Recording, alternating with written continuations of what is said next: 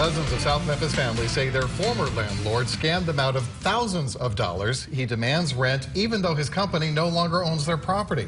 Good evening and thanks for joining us. I'm Richard Ransom. And I'm Katina Rankin. Now, many of the victims are senior citizens and disabled. Local I-Team senior investigator Jenny DiPrizio went to that neighborhood trying to get some answers. Jenny, what did you find out? Yeah, you know, Shelby County took over ownership of the properties because the company hadn't paid its taxes, despite the county telling renters to stop paying their former landlord. Renters say they were harassed and intimidated until they gave the former landlord cash.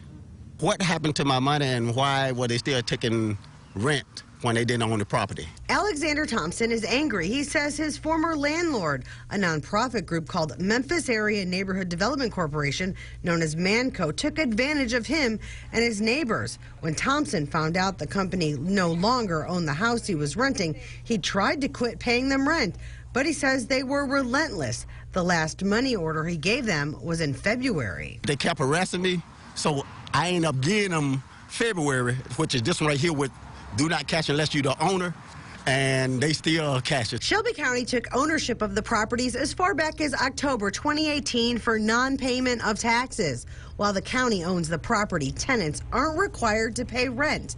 The county says MANCO officials were told they no longer had a right to collect money from their former tenants.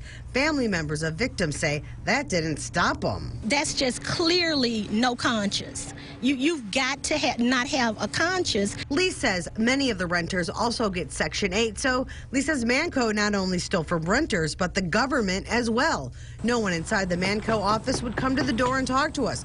We also went to the homes of those in charge, but no answer. Victims and their families say what happened was criminal. You knew that this was wrong. You knew you didn't own this property. So yes, I believe that there should be some people held responsible, and those people at MANCO should be the ones.